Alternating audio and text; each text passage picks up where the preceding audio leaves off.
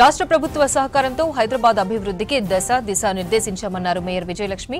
City development కు పనిచేసిన ప్రతి క్షణం తనకు చిరస్మరణీయమని చెప్పారు. 5 ఏళ్లలో రోడ్లు, డ్రైనేజీలు, ఫ్లైఓవర్లు, జంక్షన్ల అభివృద్ధి వంటి ప్రాథమిక సదుపాయాలను విస్తరించామన్నారు.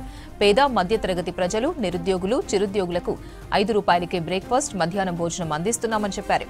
స్వయం సహాయక సంఘాల మహిళలకు వడ్డీ లేని రుణాలు అందిస్తున్నామన్నారు మేయర్ విజయలక్ష్మి.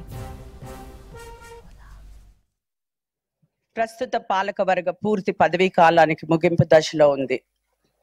రాష్ట్ర ప్రభుత్వం సహకారంతో నగర అభివృద్ధికి సరికొత్త దిశ నిర్దేశించాం.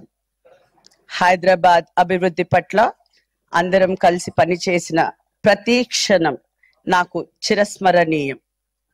ఈ బాధ్యతను నాపై ఉంచిన ప్రజలకు, రాష్ట్ర ప్రభుత్వంకు, నాతో కలిసి నడిచిన మీ అందరికీ హృదయపూర్వక ధన్యవాదాలు.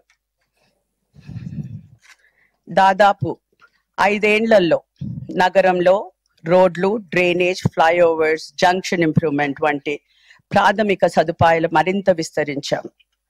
స్వచ్ఛ హైదరాబాద్ కార్యక్రమం ద్వారా శుభ్రతతో కొత్త ప్రమాణాలు నెలకొల్పాం.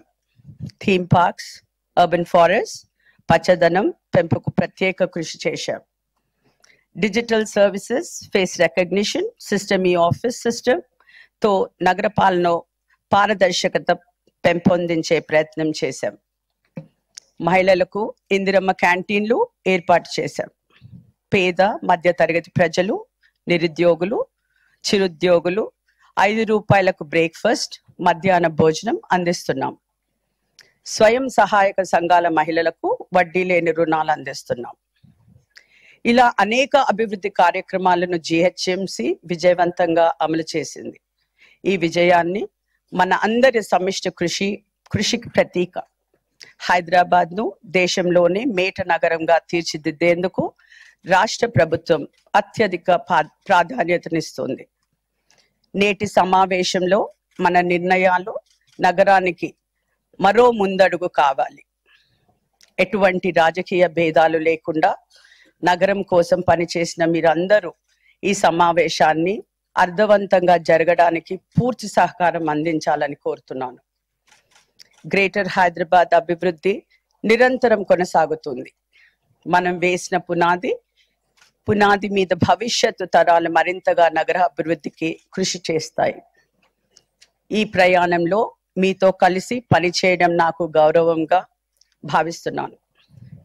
సహకరించిన కమిషనర్లు, ఉన్నతాధికారులు, పారిశుద్ధ్య సిబ్బంది ప్రతి ఒక్కరికి నా హృదయపూర్వక ధన్యవాదాలు. మన ఈ ప్రయాణానికి తీపి గుర్తుగా సభ్యులందరం టీ బ్రేక్ సమయంలో గ్రూప్ ఫోటో తీసుకుందాం. ఎప్పటికీ గుర్తుండిపోయేలా ఈ గ్రూప్ ఫోటోను కౌన్సిల్ హాల్లో పెట్టుకుందాం. ఈ మంచి సాంప్రదాయాన్ని మన నుండే నాంది పలుకుదాం.